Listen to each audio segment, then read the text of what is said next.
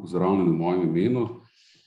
Jaz sem Boštjan Markoli, prorektor za internacionalizacijo in kakovost Univerze v Ljubljani in bom danes sodeloval v tej predstavitvi, kasneje pa na kratko predstavil svojo izkušnjo gostovanja v Združenih državah pod programom Fulbright. Tako da zdaj pa besedo predajam Špeli. Špela, izvoli, beseda je tvoja. Hvala lepa. Lepo pozdravljeni vsi skupaj. Najprej najlepša hvala profesor Markoliju za tole uvodno predstavitev. Prav lepa hvala pa tudi gospe Katji Cerar za organizacijo današnjega dogodka.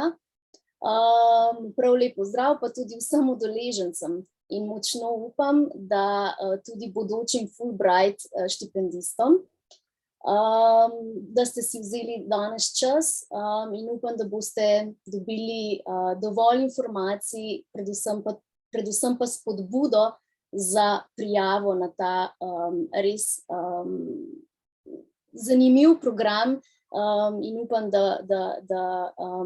da vas bo prepričala tudi današnja predstavitev. Tudi izkušnje profesor Markolija, verjamem, da so prave informacije z prve roke tiste, ki v bistvu so neprecenljive za nekoga, ki razmišlja, da bi se podal na to pot. Tako da tole nekje je moj oziroma današnji vsebinski okvir današnje predstavitve, čisto nekaj tehničnih napotkov. Predstavitev bo potekala v slovenščini, saj je program namenjen izključno slovenskim državljanom. Kot rečeno, bi vas želela opogumiti k prijavi, ker kot boste lahko videli, v bistvu prijava ni tako zelo zahtevna kot morda prijava za kakšne druge štipendije, recimo kot je Marie Curie ali pa postopek prijave za katerakoli druga sredstva za raziskovalce. Tako da najprej nekaj osnovnih dejstev, ki so za vse prijavitelje pomembna, predno začnejo postopek prijave, predvsem z vidika pisanja motivacijskega pisma. Tole recimo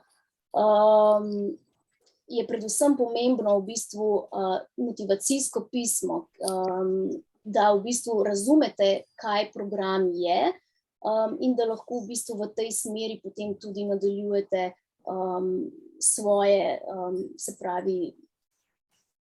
svoj doprinos k temu. Torej, sam program nosi po imenu po gospodu Williamu Fulbrightu, ki je v svojih študijskih letih spoznal prednosti mednarodnih izmenjav in je kot v bistvu dobitnik štipendije 4 leta preživel v Evropi. Kasneje, ko je pa postal senator in dosegel visok položaj v ameriški politiki, pa je svoj vpliv uporabil za vzpostavitev tega največjega programa izobraževalnih izmenjav, ki ga poznamo še danes. Kot rečeno, je v bistvu program največji pa najprestižnejši program akademskih, kulturnih in pa drugih izmenjav v ZDA. Cilj je v bistvu, da se podpre najboljše znanstvenike in pa umetnike po celem svetu in pa da v bistvu se promovira medsebojno razumevanje med narodi, kar naj bi pač prispevalo k svetovnemu miru in pa na nek način družbenemu napredku. V vzhodni Evropi je od leta 1946 prav Jugoslavija kot prva država podpisala ta sporazum o izvajanju programa in program je bil ob tranziciji Slovenije v samostojnost za 1 leto prekinjen ter potem 93. leta ponovno zaživel. Na Fulbrightovo štipendijo gre tako v bistvu vsako leto približno 9 Slovencev. Skupno jih je v vsej zgodovini programa v ZDA odšlo že približno 450. Letno pa je v svetu podeljeno približno 8000 štipendij. Od same ustanovitve, se pravi leta 1946, je v programu sodelovalo tako že 400 000 štipendistov, od tega ogromno Nobelovih nagrajencev, Pulitzerjevih, sedanjih in nekdanjih voditeljev držav in predsednikov vlad. Med slovenskimi udeleženci pa v bistvu lahko najdemo tudi nekdanjega predsednika vlade, vrsta nekdanjih ministrov, rektorjev, dekanov, profesorjev, vrhunskih znanstvenikov, zdravnikov, priznanih umetnikov in pa dobitnikov številnih drugih nagrad in priznanj, ter skoraj v bistvu tretjina vseh štipendij je pa podeljena na področju znanosti in tehnologije. Zdaj, od leta 2012 so aktivnosti, ki so povezane s financiranjem programa v Sloveniji, poleg ameriške vlade preko veleposlaništva na slovenski strani sodeluje še javni štipendijski sklad, ki v bistvu v program vsako leto prispeva približno $140,000, kar posledično pomeni, da se je kvota štipendistov na letni ravni povečala, še posebej se to pozna v študentski kategoriji.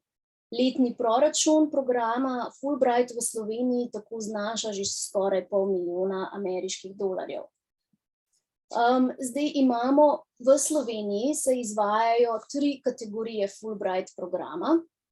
Torej vsi, ki bi si želeli sodelovati, imate možnost prijave v 2 kategorijah, kar pomeni, da je program v Sloveniji namenjen izključno doktorskim študentom in pa podoktorskim raziskovalcem v kategoriji Scholar.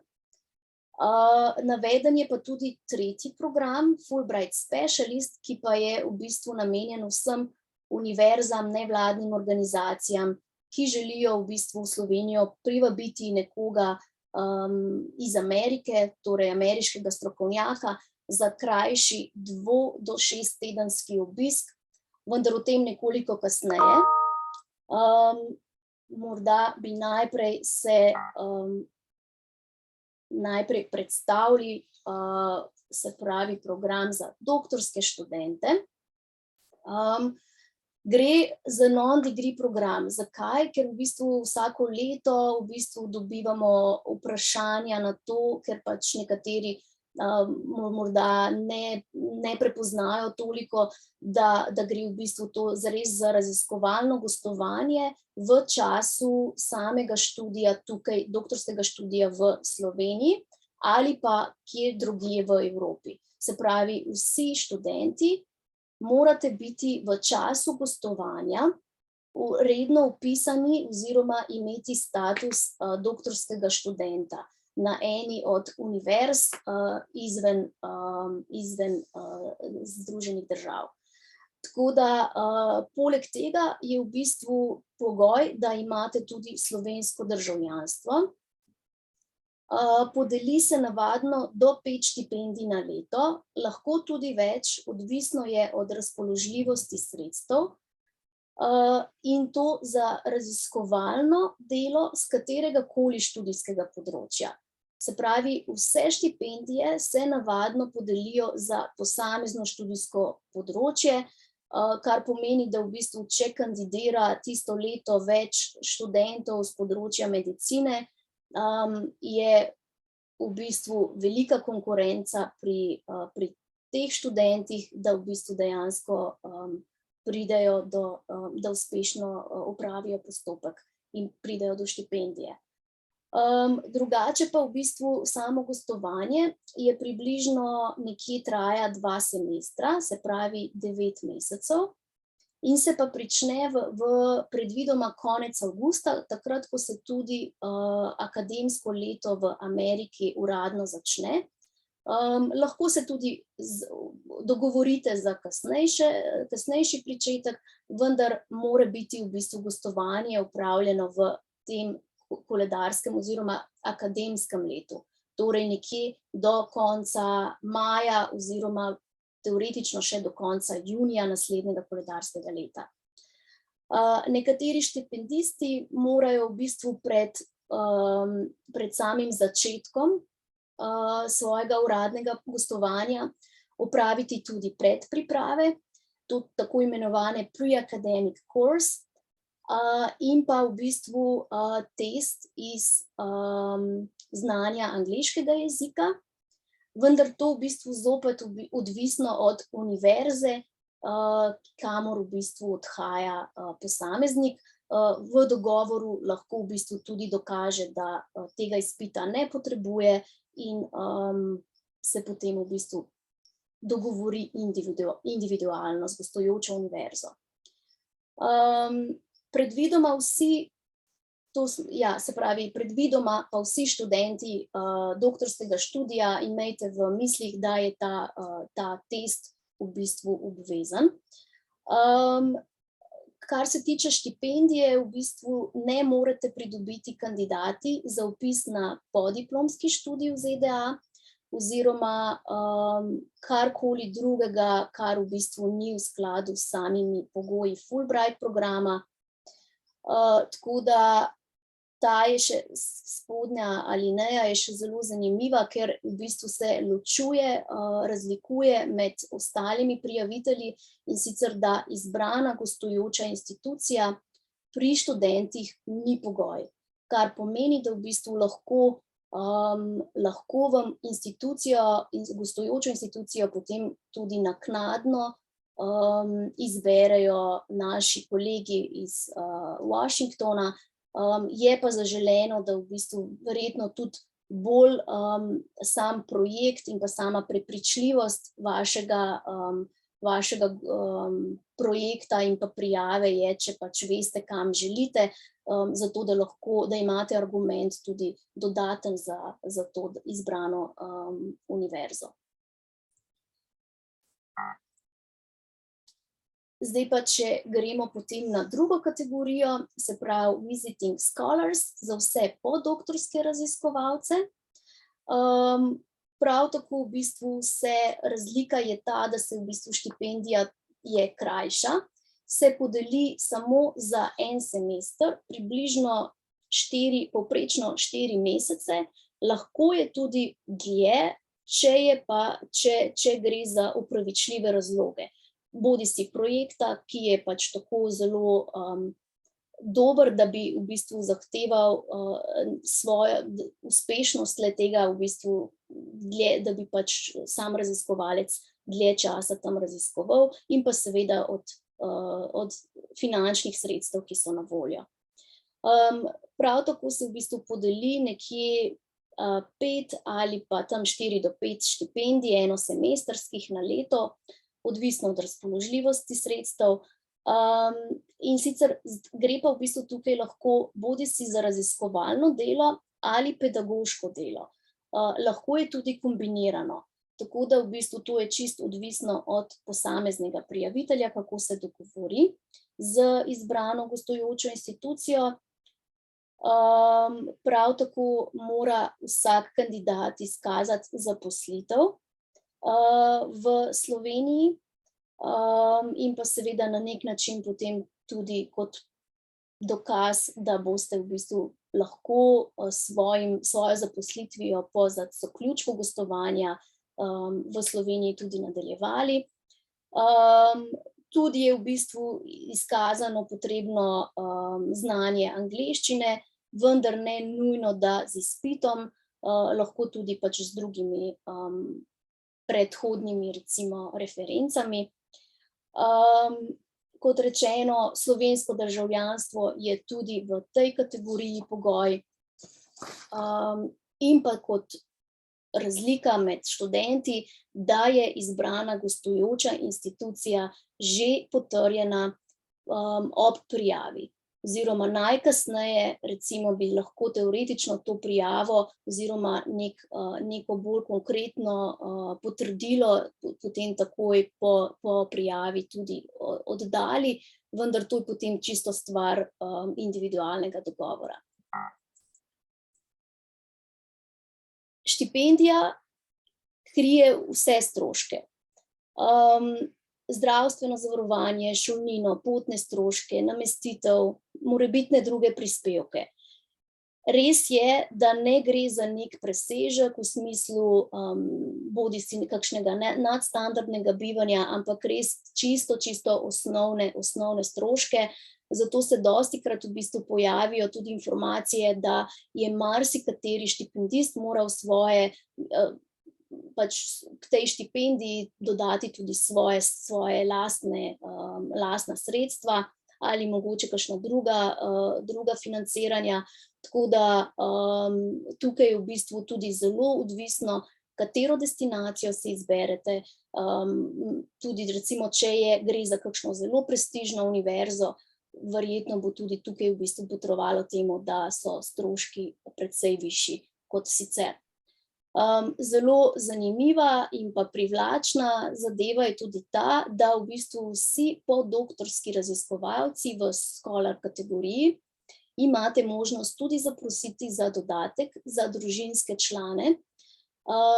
Tukaj so šteti izključno otroci in pa mož ali žena, kar pomeni, da pač mora biti partner, morata biti v bistvu pač poročena, tako da se tudi nemalokrat zgodi med kandidati, da v bistvu se ta poroka opravi tik pred samim odhodom s tem namenom, da se v bistvu ta dodatek tudi potem nakaže.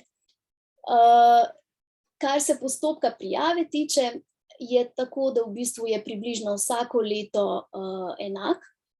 Marca nekje se objavi razpis z rokom prijave, letos je to 30. junij, kar pomeni, da v bistvu prijava je tako rekoč poteka leto in pol pred dejanskim gostovanjem.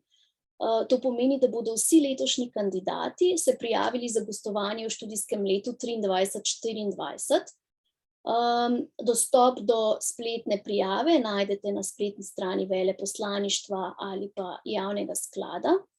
In ne pozabiti, da v bistvu, ko oddate prijavo, sledi v septembru, ponavadi nekje v sredini septembra, tudi intervju, kjer pa v bistvu potem se na podlagi tega intervjuja izbere oziroma izbereta ožji izbor kandidatov, ki se jih potem pošlje v Washington v potrditev.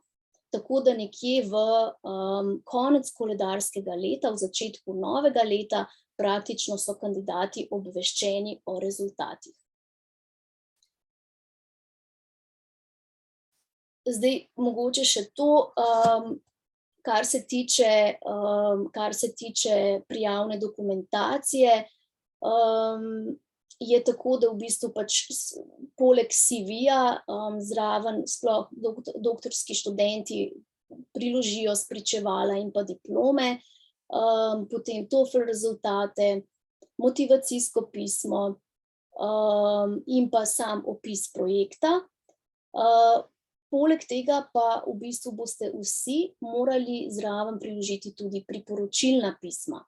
To pomeni, da so lahko 3 akademska ali 2 akademska in pa 1 strokovnega področja. Prednost pri izbiri imajo v bistvu kandidati, ki v zadnjih letih niso bili v ZDA.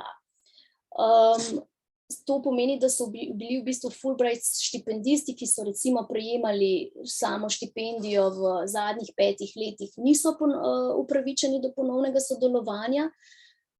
V programu pa tudi ne morejo sodelovati tiste osebe, ki imajo poleg slovenskega tudi ameriško državljanstvo oziroma stalno prebivajo v ZDA ali pa študirajo v ZDA.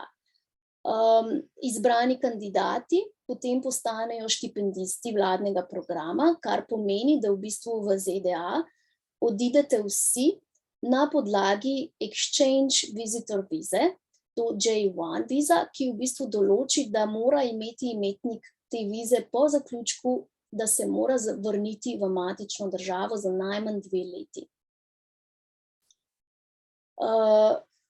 Kljub temu, v bistvu, da gre na nek način za kompleksen postopek, se mi zdi, da z vidika časovnice predvsem, ne pa toliko v bistvu z vidika administracije same v primeru recimo v primerjavi z drugimi štipendijami.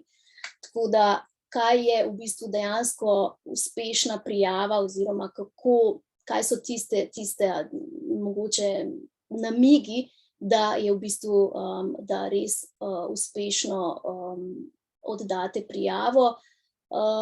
Nekje, jaz bi tako rekla, da v bistvu zlato pravilo je, da se v tem motivacijskem pismu oziroma tako imenovanem personal statementu, da odgovarjate na kdo in zakaj.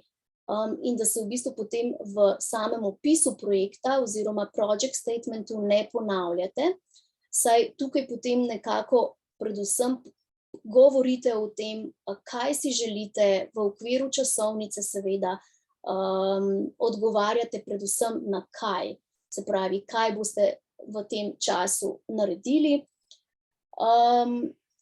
Mogoče še namig glede priporočilnih pisem je zelo priporočljivo, da se jih pravočasno zaprosi zanje, da izberete osebo, ki vas zelo dobro pozna, da ve, o čem bo v bistvu, da bo imel kaj zelo konkretnega za povedati.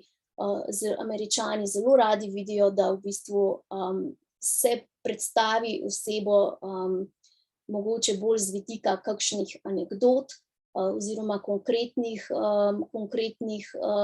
stvari, ki ste jih naredili, da niso v bistvu to tisti standardni templati iz interneta, da v bistvu ni tako važen naziv tega avtorja, tega priporočilnega pisma, predvsem to, da v bistvu gre, da je napisano z vidika vas kot osebe in ne toliko z tehničnega vidika. Pričakujete lahko tudi, da so vprašanja, predvsem na intervjuju, tudi izven vsebine projekta. Lahko se celo zgodi, da je komisija, ki je ponavadi mešana, nekje polovica ameriških članov in pa polovica slovenskih, je zastopana v tej komisiji, da v bistvu vam bojo oni zastavili lahko tudi vprašanja čisto nepovezana z vašega področja, ker se tudi zgodi, da niti en član v sami komisiji ne prihaja iz vašega področja. Tako da imejte to v mislih, da boste v bistvu prezentirali to svojo predstavitev, teh 10 minut, kolikor boste imeli na voljo, da boste prepričljivi, da boste v bistvu zelo na enostaven, praktičen način prikazali v bistvu ta vaš projekt. In pa seveda, da pač pokažete na nek način, da ste najboljši kandidat za to izbrano univerzo. In na drugi strani tudi, zakaj v bistvu je univerza najboljša izbira za vas. Dejansko mora komisija videti te močne povezave, tako da si zares vzamete dovolj časa za pripravo. Predstavljate pa si, da tu v bistvu predstavljate tudi predvsem sebe v celoti, kdo ste, kaj ste počeli do sedaj, kaj nameravate še narediti, ker gre v bistvu za eno celostno veliko zgodbo, v kateri pač pokažete, da ste edinstven kandidat. Želja je absolutno tudi potem, da vaše znanje, da je tudi zelo vredno, tudi za gostujočo univerzo in pa z vsemi, ki boste tam sodelovali. Tako da tudi ne pozabiti na to, na ta del. Mogoče se ne toliko ukvarjati z tem, ali imate dovolj mednarodnih izkušenj do sedaj, ali jih še nimate, ker to v bistvu niti ni tako bistvo. So pa vsekakor reference, mogoče tudi bibliografija in pa tudi to, da v bistvu za študente povprečje ocen ni pogoj. Je pa, res pa je, da veliko kandidatov imajo precej dobre ocene, ker je to pač nekako s tem tudi povezano. Tako da tole v bistvu bi vas še naslovila na dodatne strani, in sicer kot rečeno prijavne obrazce oziroma samo aplikacijo za prijavo najdete na spletni strani ameriškega veleposlaništva, kot tudi javnega štipendijskega sklada. Več o samem programu pa za vse postdoktorske kandidate je tale spletna stran cies.org, medtem ko je za študente iie.org. Toliko, da se v bistvu mogoče lažje dobite kakšno spodbudo oziroma motivacijo, da pač lažje napišete vaše motivacijsko pismo. Zdaj bi se pa še vrnila na naš tretji program, in sicer za vse profesorje, ki so danes z nami oziroma zaposlene na univerzi. Gre za tako imenovani Fulbright Specialist program, kjer pa ameriški strokovnjaki potem prihajajo na slovenske raziskovalne institucije za 2 do 6 tednov, nekje do 3 strokovnjaki letno lahko pridejo, oziroma imamo možnosti financiranja, bodisi za poučevanje, bodisi za kakšnekoli pomoč pri razvoju učnih načrtov, projektov, delavnic, seminarjev ali pa samo za kakšno udeležbo na konferencah. Tukaj je potrebno poudariti, da v bistvu sofinanciranje je zelo pomembno, ker tako rekoč v bistvu ameriška vlada krije temu strokovnjaku le letalski prevoz in pa dnevni honorar, medtem ko gostujoča institucija na drugi strani potem zagotovi nastanitev njegovo in pa prehrano ter morebitne lokalne potne stroške. Tako da, če bi koga zanimalo, se lahko potem tudi o tem pogovorimo oziroma najdete tudi več informacij o samem programu in pa prijavi na naši spletni strani. Zdaj bi pa jaz v bistvu tukaj zaključila in pa predala besedo dr. Boštjanu Markoliju, prorektorju Univerze v Ljubljani za področje internacionalizacije in pa kakovosti, ki je tudi naš Fulbright alumni. V študijskem letu 2010-2011 je s področja fizikalne metalurgije gostoval na University of California. Tako da, gospod Markoli, beseda je vaša. Hvala lepa. Lep pozdrav vsem še enkrat. Jaz se bi na kratko sprehodil skozi svojo izkušnjo, torej kako sem jaz doživljal cel postopek, pa potem bivanje in delovanje v Združenih državah. Pravzaprav sem bil tam 2 leti, v letih 2011 in 2012, leta 2010 sem to štipendijo pridobil, na to sem potreboval kar nekaj časa, da sem našel gostujočo inštitucijo v Združenih državah. No, ampak ko mi je to uspelo, so pa stvari stekle.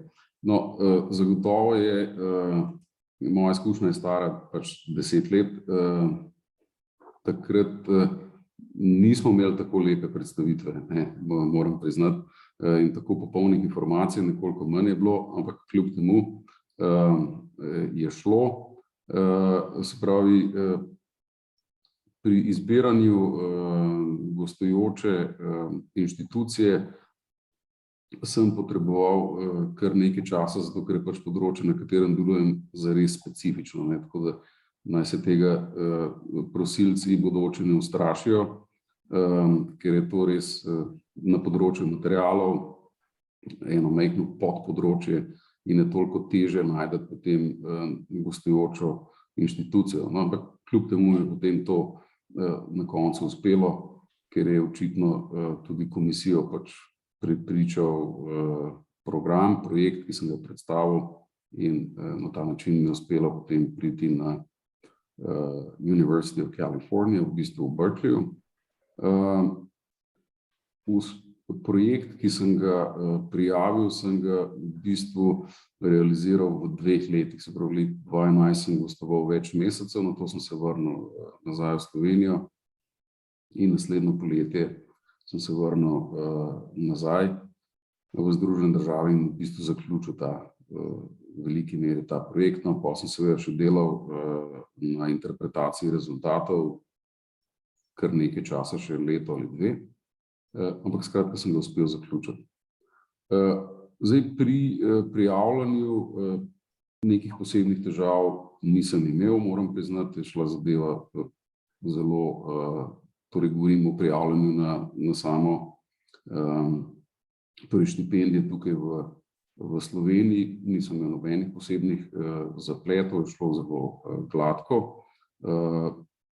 Gospa Ivanka, ki je bila takrat pred Špelo na njenem mestu, je vedno postregla z vsemi informacijami, ki sem jih potreboval. Prav tako sem mogel zbrati torej priporočilna pisma, kot je bilo že omenjeno v postopku. Jaz sem sicer tam bil kot gostujoči raziskovalec, torej podoktorski.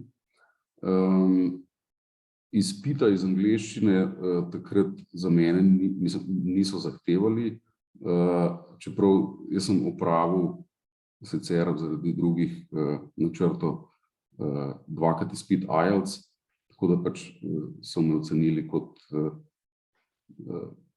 fluent speaker, no, tako da nisem imel težav. Zdaj, kar se tiče recimo prednosti gostujočih inštitucij ali pa inštitucije, kjer sem bil v primerjavi z domačo, seveda pač bila na tem področju, kjer jaz delujem, predvsem v opremi, ki je tam na voljo, torej oni so imeli, lahko rečemo, state of the art, opremo na področju raziskovanja materialov. Imeli so pa tudi ves postopek delovanja, način delovanja zelo reguliran, jasen, torej ni bilo nobene hektike ali pa, bom rekel, da bi se stvari dogajale kar tako malce po navdihu, ampak je bilo treba stvari vnaprej predstaviti, in potem smo pač odobrili možnost dostopa do vse opreme. Zdaj izkušnja, recimo, ki je bila taka posebna pri gostovanju, je pač prvo je seveda zamenjava okolja, potrebno je, bom rekel, nekako iz nič ustanoviti življenje. Jaz sem takrat pač že imel družino, otroke, to je bilo nekoliko težje pač vse zapustiti, pa pač oditi za več mesecev tja, ampak izkušnja je pa, torej Kalifornija sama po sebi, seveda, mislim, da niti ni treba zgubljati besed, je lepa kot taka. Ljudje so bili zelo prijazni, odprti s tistimi, s katerimi sem sodeloval, sem se imel res super.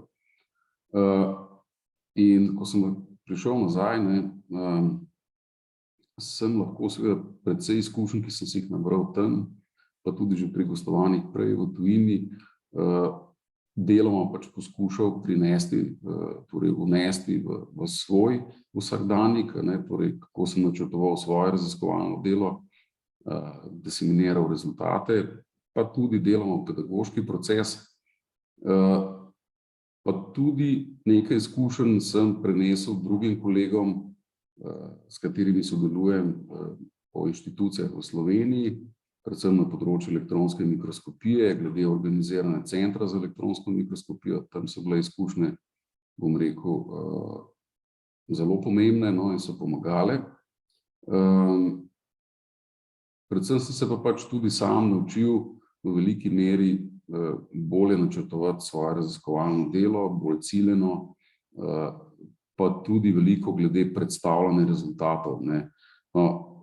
Torej, kako predstaviti svoje rezultate na kratek, koncizen, jasen način, da ne postaneš dolgočasen, seveda, da se ne ponavljaš in tako naprej, ker na to, ko sam nekaj pripoveduješ ali govoriš, včasih niti nisi pozoren.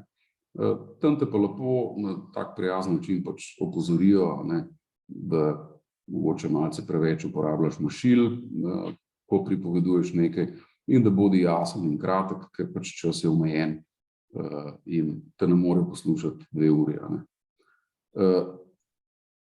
Zdaj jaz, kaj bi lahko svetoval, recimo tistim, ki se danes prijavljate na Fulbrightov program, mislim, da je bila predstavitev zelo na mestu in pravzaprav povzema bistvene stvari. Zagotovo je pomembno motivacijsko pismo, v katerem vi izražate zopet svoje namene, s čim se želite ukvarjati in kje vidite prednosti, torej, da bi svoje cilje lahko uresničili v neki inštituciji v Združenih državah, pa tega tukaj ne morete, ali pa je teže, bi vam vzelo več časa. In posebej, da to predstavite res na jasen, bom rekel, nedvomen način, torej, da ne puščate dvomov o tem, kaj pravzaprav želite in kaj vas je spodbudilo k temu.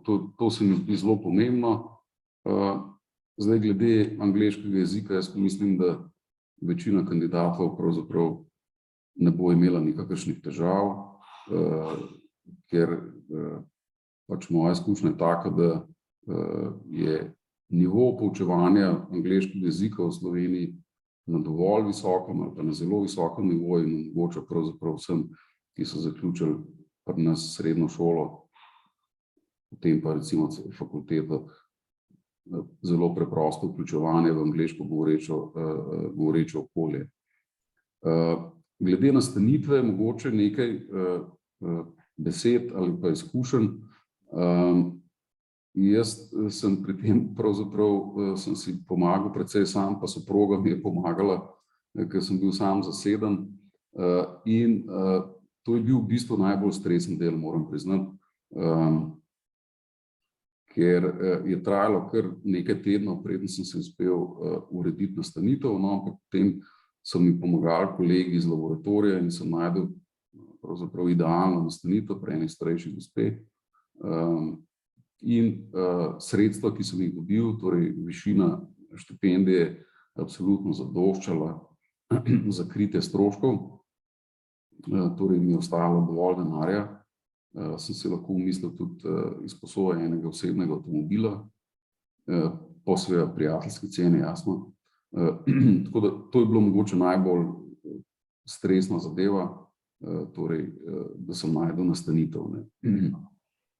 Torej, višina štipendije zagotovo je dovoljšna, da vam omogoča pač neko človeka dostojno življenje. Tako da tukaj po mojem ne potrebujete imeti kakšnih posebnih bojazni.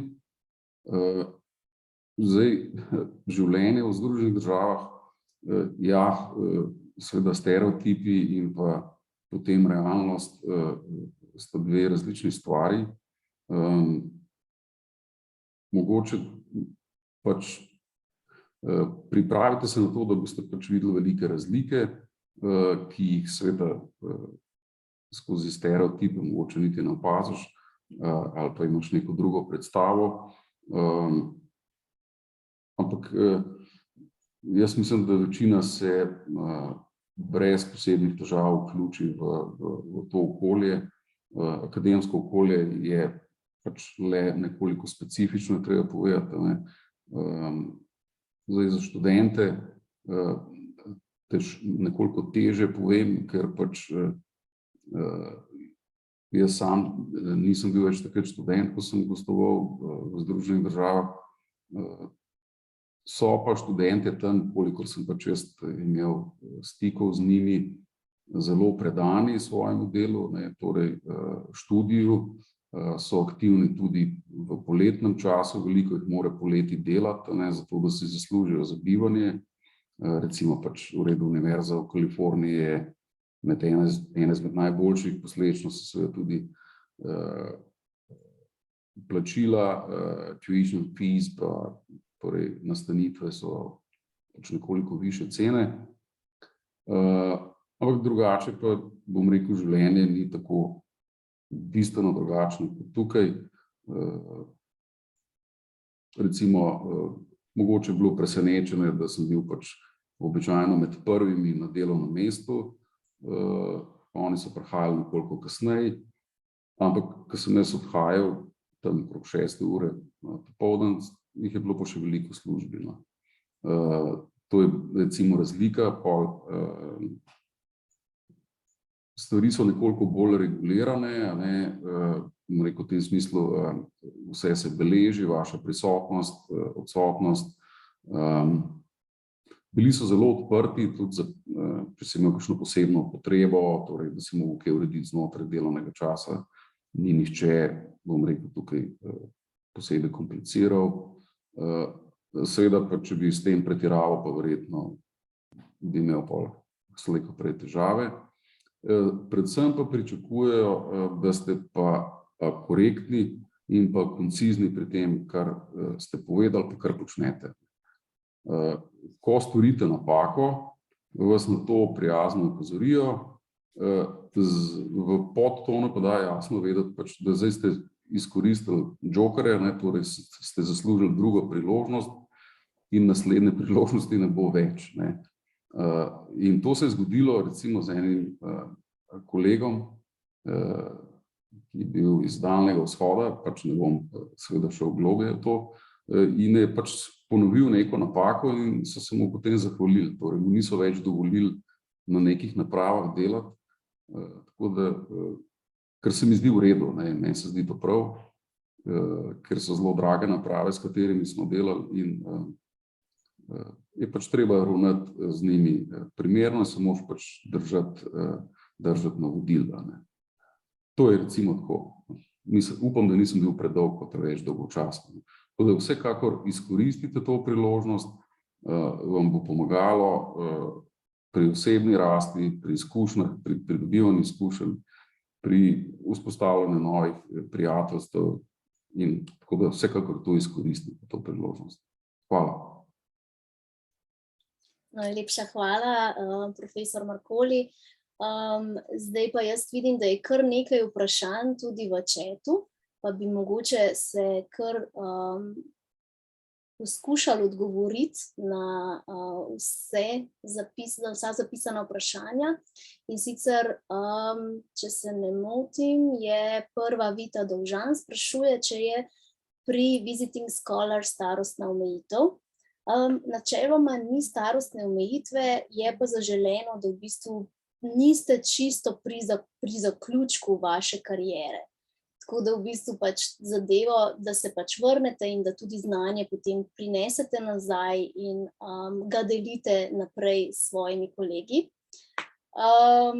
Se pravi, Jakob potem sprašuje, če se šteje kakršnakoli zaposlitev v Sloveniji ali le na visokošolskih institucijah. Načeloma ja, ni nujno, da je zaposlitev samo na visokošolski instituciji, lahko je tudi na katerikoli drugi raziskovalni. Tudi imeli smo že kar nekaj primerov. Zaposlitev v Sloveniji v času prijave ali v času obiska.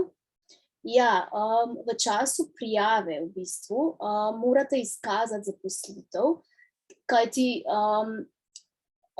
in pa seveda hkrati na nek način tudi potem delodajalec vam mora odobriti in se strinjati z vašim odhodom v ZDA, tako da nekateri izkoristijo za to sobotno leto, nekateri pa potem v bistvu se pač individualno dogovorijo s svojim delodajalcem. Če je potrebno imeti zaposlitev v Sloveniji tudi po vrnitvi iz ZDA ali le v prijavi za štipendijo. Ja, v bistvu zna nastopiti težava, če bo zaposlitev za določen čas in da bo v bistvu potem se izkazalo, da v bistvu po prihodu nimate več te možnosti nadaljevanja z delom tukaj. Ampak mogoče bi to vprašanje se ne bi toliko opredeljevala, ker lahko da obstajajo tudi kakšne druge možnosti, ki pa jih jaz v tem trenutku ne poznam. Tako da lahko se, Ana, obrnete direktno name, pa potem v bistvu dobite odgovor. Naprej Urška sprašuje, če je možno tudi krajše gostovanje od enega semestra, na primer za 3 mesece. Načeloma je zelo nezaželeno, zelo radi vidijo, da se držijo teh časovnih okvirjev. Zdaj, vem pa tudi, da so tudi delali izjeme, tako da, če imate zelo dober argument za to, mogoče, ne vem, strani, ne vem, projektov, ki jih tukaj sedaj, na katerih delujete, tako da, pa da je v bistvu pač, da za projekt, ki ga nameravate upraviti v ZDA, da je v bistvu pač 3 mesece zadosti. Tako da to je potem spet individualno dogovarjanje. Ali je za visiting scholar omejitev, v kakšnem času po doktoratu je obisk možen? V bistvu ni posebej opredeljeno, koliko časa po doktoratu, je pa pač, se pravi, izkazujete, da izpolnjujete pogoj prijave s tem, da imate diplomo in da ste v bistvu zaposleni tukaj pač na nekem raziskovalni poziciji. Koliko znaša dodatek za družinske člane? V resnici ni nekega splošne višine, niti ni splošne višine glede same štipendije, ker dejansko se višina štipendije izračuna po tem, ko uspešno opravite ta selekcijski postopek in ste praktično že pred odhodom, ko vam v bistvu potem kolegi, tako imenovani program officerji v Washingtonu, za vsakega posameznika izračunajo višino štipendije, glede na državo, glede na univerzo, ki jo izberete, tako da tudi potem sama višina za družinske člane bo tudi takrat znana. Mogoče me lahko tukaj dopolni tudi kdo, ki ima izkušnje s tem, če je kdo z nami, ki je v bistvu imel to izkušnjo, da je šel, da so šli družinski člani z njim. Sem pa slišala, no, da načeloma ni 100% financiranje, je vedno potem potrebno v takih primerih dodati tudi svoja lastna sredstva.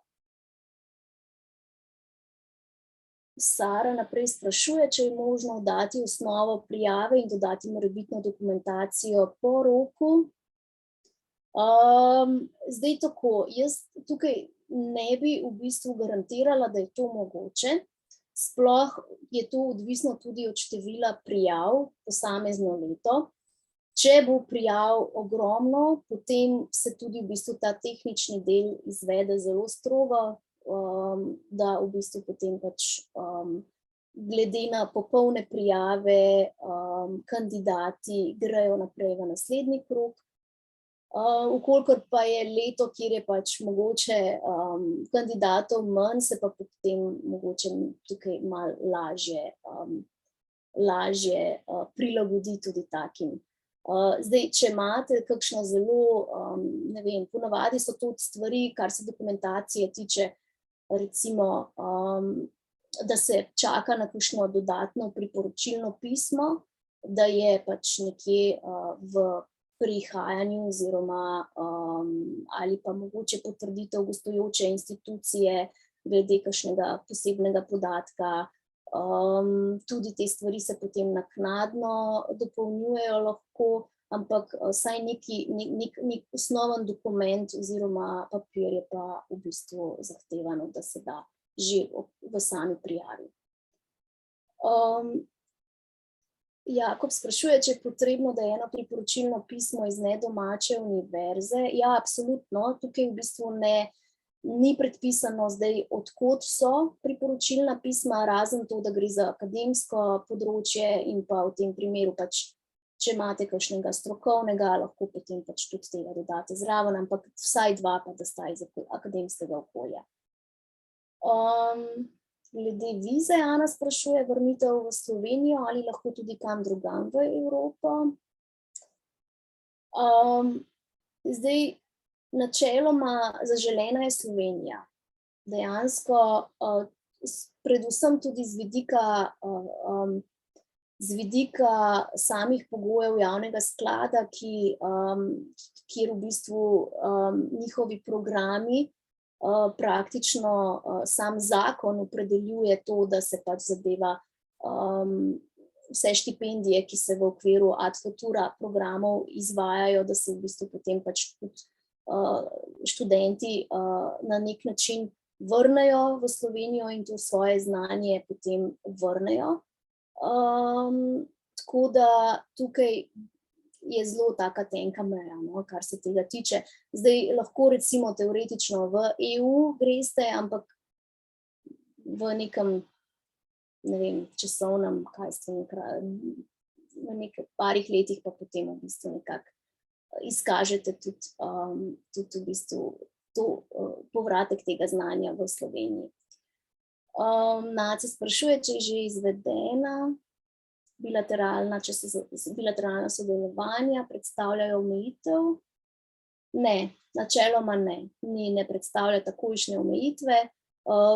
Je pa vprašanje potem financiranja teh sodelovanj. Če je datum intervjuja fleksibilen? Jaz bi rekla, da ne. Potem, ko je enkrat datum določen, je v bistvu precej omejen. Torej na tisti dan, ko poteka intervju, lahko to več dni, lahko ponavadi vsaj v 2 dneh poskušamo zadevo spraviti skozi. Tako da takrat res ni pol te možnosti, da bi se ta datum prestavljal. Če veste pa že vnaprej, da ne vem, imate zelo zaseden september, nas pa lahko o tem že prej obvestite in se poskušamo potem prilagoditi pred samim fiksiranjem tega datuma tudi za vse člane komisije. Dodatka za družinske člane v programu za doktorske študente žal ne. Se torej doktorski študenti 3. letnika ne moremo več prijaviti na štipendijo in študijsko gostovanje. Zdaj tako, v bistvu zaželeno je, da imate status, predvsem z vidika obdavčenja same štipendije. Mi smo izrecno o tem govorili, ampak mogoče bi veljalo v bistvu vedeti to tudi vnaprej, da vsi, ki ste financirani strani javnega sklada, vsi študenti, in nimate statusa v času gostovanja, se vam odvaja 25% davek, kar pa pomeni, da to v bistvu le začasno, se pravi za dobo 1 leta, medtem ko v bistvu po zaključku oziroma v naslednjem koledarskem letu ob informativnem izračunu strani FURS-a naredite ugovor in praktično lahko vseh teh 25% dobite nazaj, s tem, da pač tudi izkazujete dejansko porabo. Tako da zaenkrat nimamo informacij, da je kdo ostal še brez, razen v primeru pač kakšnih lastnih napak, da je pač zamudil rok za ugovor in tako naprej. Tako da načeloma je pa zelo, pač ni pa zelo prijazno, da pač je tistih 25% morda v tem primeru potrebno založiti z lastnih sredstev. Tako da zato apeliramo, da se pač zadeva izvede prej v času statusa, vsekakor pa ne smete doktorskega študija zaključiti pred zaključkom gostovanja. Kako je glede časovnice, usklajevanja zagovora in odhoda? Ja, to sem že omenila, da v bistvu lahko doktorat zaključite oziroma sam doktorski študij po vrnitvi z gostovanja. Ja, nekateri lahko v bistvu v ta namen tudi potem zamaknejo oziroma podaljšajo svoj študij. To je pač stvar zdaj individualne presoje. Ali je TOEFL izpit pogoj za študente že ob prijavi? Načeloma ga je lahko možno opraviti potem, tudi potem, vsekakor pa je rezultat potreben potem pred intervjujem. Tako da v teh poletnih mesecih lahko dejansko potem imajo še študenti možnost opravljati izpit. TOEFL načeloma, koliko mora biti star izpit oziroma rezultat. Jaz bi tako predlagala, Nikja, če imate zdaj res ne tako zelo stare, TOEFL načeloma velja 2 leti, ampak če imate pač starejše rezultate, lahko tudi te uveljavljate, pa potem pač vidimo, če bi zahtevali ponovno opravljanje izpita, tako da, ampak zaenkrat bi jaz poskusila s temi, ki jih že imate. Za izredne podiplomske študente možnosti pridobitve te štipendije verjetno ni. Ne, mislim, v bistvu, kakor vem, ste itak doktorski praktično izredni, vsaj mladi raziskovalci ste zaposleni, tako da dejansko rednega statusa v tem primeru, kot ga poznamo, nimate. Tako da ni tukaj te nobene omejitve, kar se izredni pa redni tiče. Je pa res, da izredni avtomatsko v bistvu potem ste vsi izredni študenti obdavčeni. Ali med visiting scholar dobivaš plačo v Sloveniji? Stvar dogovora med vami in delodajalcem, tako da čist pač po individualno potem. Program ne omejuje tega. Ali se motivacijsko pismo za scholarje doda pod supplemental material? Ja, načeloma mislim, da je, ampak bi morala zdaj preveriti, tako da lahko se, Urška, oglasite, pa potem v bistvu naknadno preverim in vam odgovorim. Sara sprašuje, če je nujno do trajanja gostovanja, je 2 semestra ali lahko krajše za doktorske študente.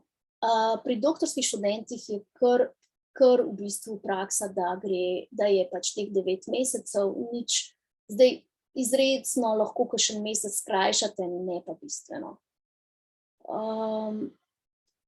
Ali se pri prijavi visiting scholar pri kombinaciji predavanja, raziskave je potrebno opredeliti ure enega ali drugega dela? Ja, načeloma ja, je zaželeno, da približno vsaj procentualno veste, koliko bi v bistvu namenili enemu in koliko drugemu, vsekakor gre pa to za dogovor med vami in pa mentorjem oziroma gostujočo univerzo. Tako da nekje opredelite tudi ta del. Ne, starostne omejitve za doktorske študente ni.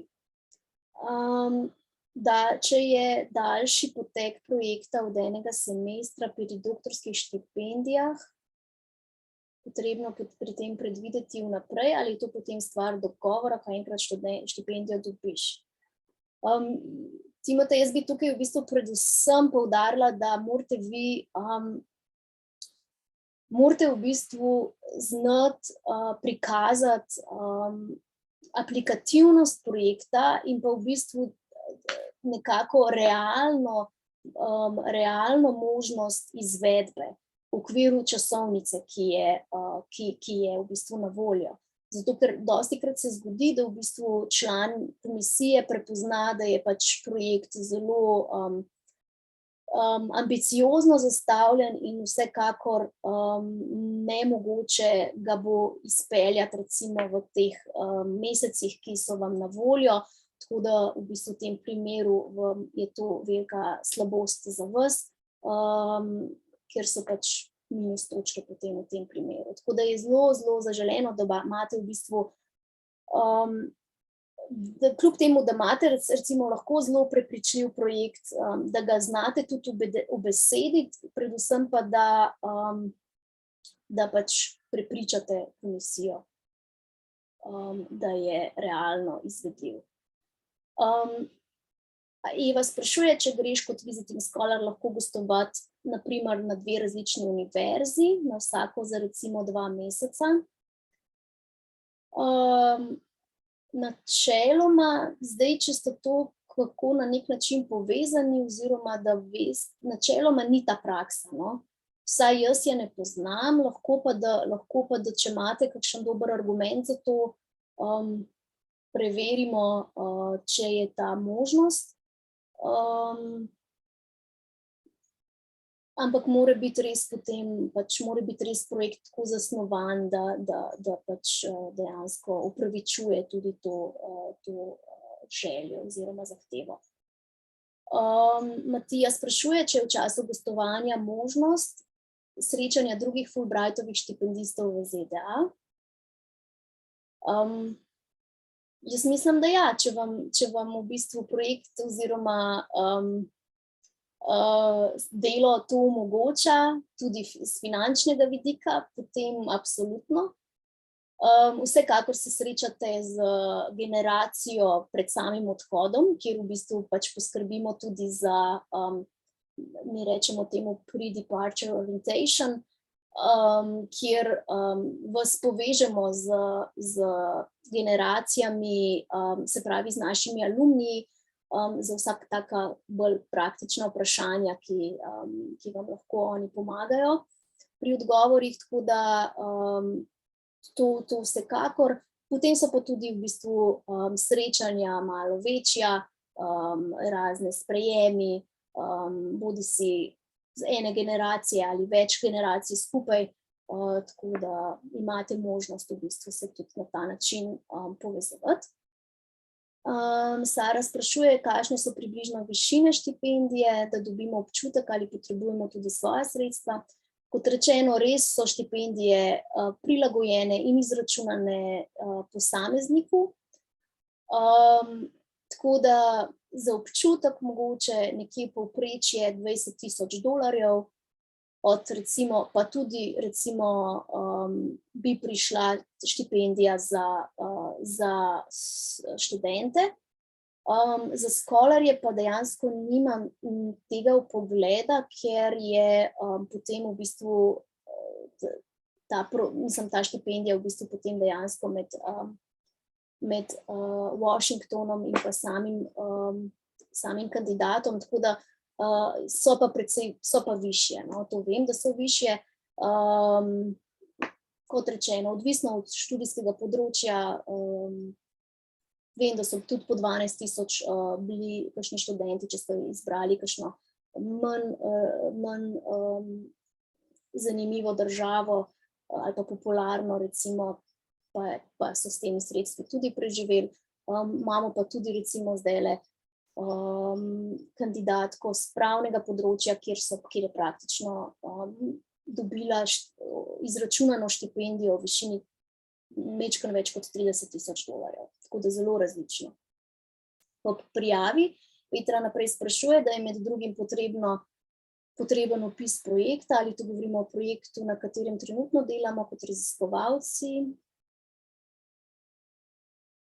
Načeloma ja, to je, mislim, najbolj logično je, da v bistvu pač delate to, kar znate, kar pač lahko še razvijete, in pa v bistvu je pa to stvar dogovora med vami in pa mentorjem na gostujoči univerzi. V bistvu na ta način boste lahko dejansko tudi uspešno predstavili projekt. Ali se govori o projektu, ki ga izvaja raziskovalna skupina na gostujoči instituciji, na nek način ja, da pač rabite v bistvu imeti dovolj podporno okolje, da boste lahko v bistvu dejansko projekt tudi izvedli. Urška naprej sprašuje, če so 3 akademska priporočilna pisma mišljena s 3 različnih inštitucij ali od 3 različnih ljudi. Od 3 različnih ljudi, tako ja. Z akademskega področja, lahko so pa tudi v bistvu z drugih inštitucij. Lahko tudi iz tujine. Beti sprašuje, če je potrebno po štipendiji prav bivati v Sloveniji. Načeloma zdaj, glede na to, da ste v mednarodni organizaciji v tujini, vsekakor morate zapustiti ZDA. Američani pač želijo, da je to pač pravzaprav edini pogoj, tako da kamorkoli greste, v tem primeru je njim vseeno, je pa v bistvu, če vas pa pač financira sklad, je pa zaželeno, da ste v Sloveniji, vendar če izkažete, da ste pač na nek način povezani z delom v tujini, da je pač Slovenija tudi vključena v tem primeru, mislim, da tudi ne bi smele biti težave. Ali je tako, kako predpisano, kako mora biti potrdilo gostujoče institucije izgledati? Načeloma ne, pač ja, gre za standardno zadevo, vsekakor podpis, žig, glava, mislim, da Američani imajo to zelo dobro poskrbljeno, tako da ni treba izrecno zdaj njim v bistvu pač sugerirati, kakšno potrdilo to mora biti. Bolj so tudi pomembni potem tudi sami podatki, s katere pač, da je pač iz potrdila razvidno, da se mentor oziroma gostujoča institucija strinja z vašim gostovanjem. Kako je z obdavčitvijo za visiting scholar? Ja, v tem primeru načeloma obdavčitve ni. Zdaj tako, letalska karta vam bo krita za vse, se pravi in za študente in za školarje, strani javnega sklada. In v vsakem primeru, če študenti nimate statusa študenta, bo 25% znesek letalske karte zmanjšan. In v bistvu potem boste praktično vsi deležni tega, da boste morali potem v naslednjem koledarskem letu zaprositi z ugovorom na informativni izračun za pridobitev teh 25% nazaj. Scholarji so vsi financirani strani ameriške vlade, kar pomeni, da v bistvu s FURS-om niti ne bo toliko dela, razen to, da boste pač morali verjetno izpolniti določene formularje tudi na ameriški strani, ampak kolikor vem, obdavčitve niste deležni. Potem je vprašanje, kam se prijaviti, ko predvidevaš, da boš v času postopka zaključil doktorski študij.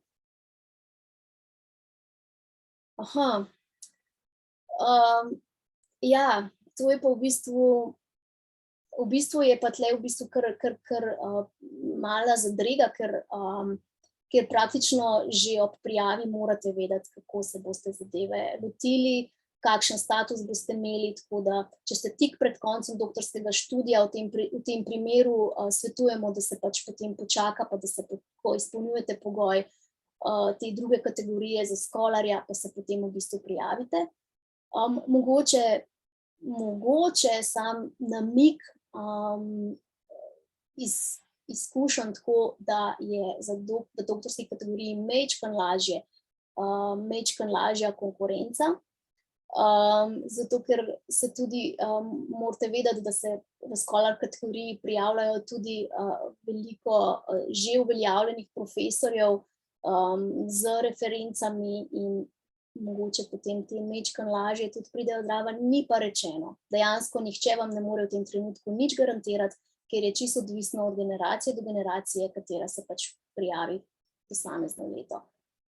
Tako da Igor sprašuje, če mora biti raziskovalno delo opravljeno na Fulbright gostovanju, nujno vključeno v doktorsko disertacijo.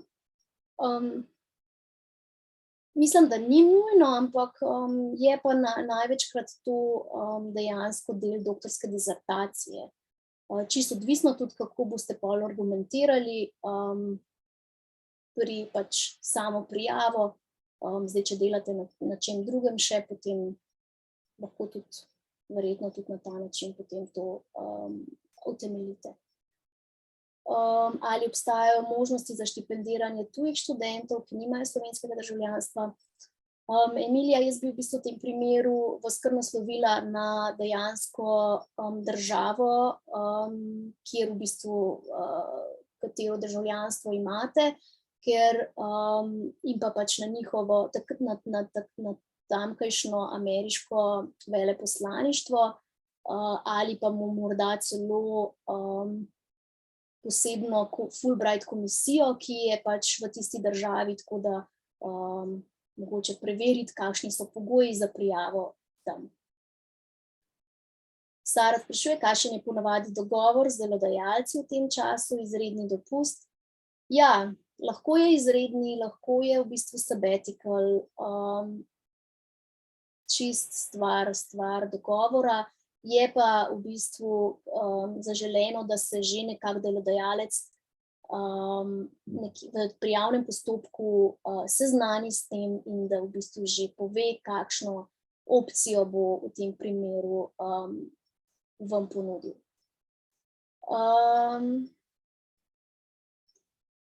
Nika Zorko, zdravo Nika, Nika je tudi naša alumni.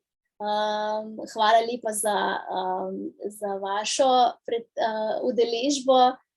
Včeraj smo se pogovarjali, da vam bo zelo težko uspelo, ampak sem vesela, da ste danes z nami. Vsekakor je možnost srečanje za časa korone tudi online. Mogoče lahko majčkeno več poveste o tem?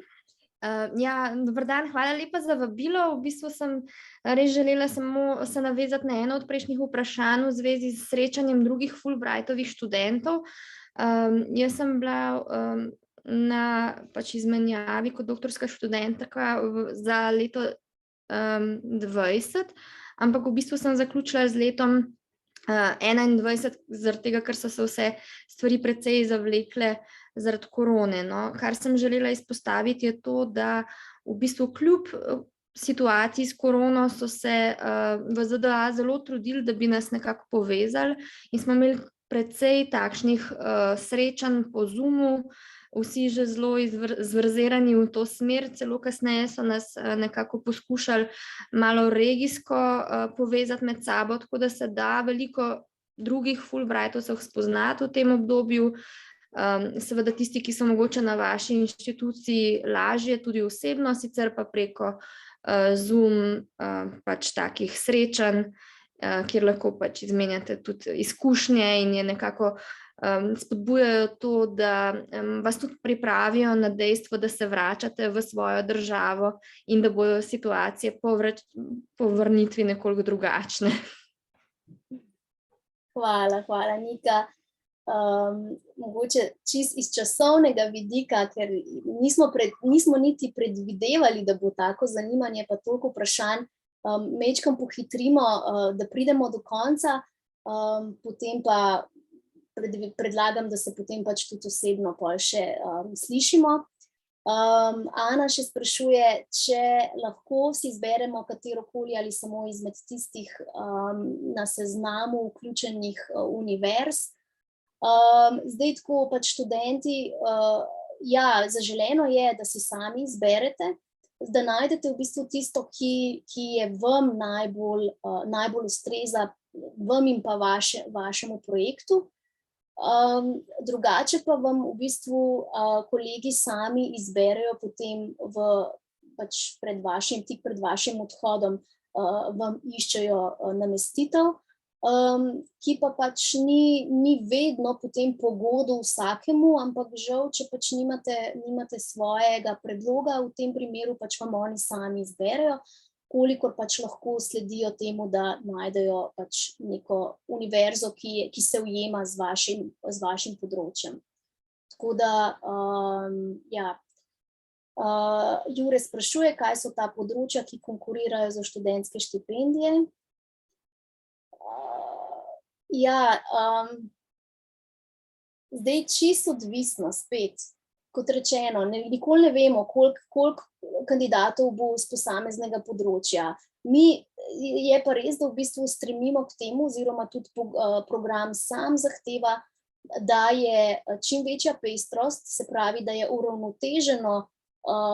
uravnotežen izbor in področji študija in samega spola, se pravi tudi moški, ženska, da v bistvu sledimo temu, Tako da v tem primeru vam ne morem zdaj povedati, kje bo zdaj recimo letos največja konkurenca. Je pa dejstvo, da če je, ne vem, 6 prijaviteljev z področja medicine, veste, da v bistvu v tem primeru bo mogoče samo eden izmed njih prejel tudi štipendijo, tako za predstavo. Timotej še sprašuje, če štipendija vključuje tudi stroške za raziskave ali to stvar osebnih preferenc. Ja, zdaj različno. Stroški so v bistvu nekako dogovorjeni strani univerze glede samega upisa, namestitve in tako naprej. Kar se potem tiče še kakšnih morebitnih dodatnih, zdaj, če ste iz tega področja, da ne vem, greste v laboratorij, potem vsekakor so tudi vključeni. Sem pa že slišala primere, da vam tudi gostujoči mentori potem dostikrat prispevajo zraven, vkolikor pa sodelujete res povezano na samem projektu.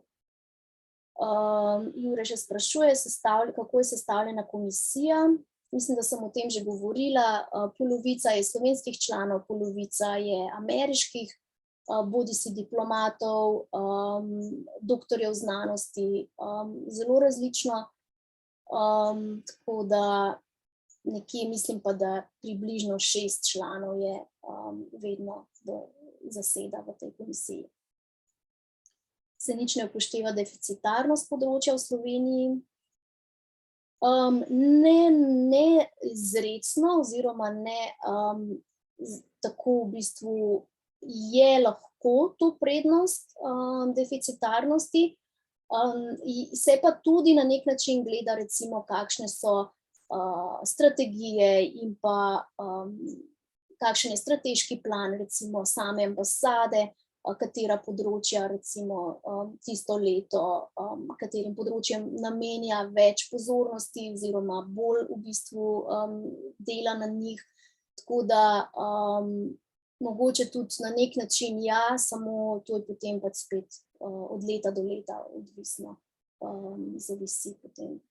Tako da ja, zdaj mislim, da smo prišli do konca, lahko, če ima še kdo kakšno vprašanje, se lahko tudi še vpraša. Sicer pa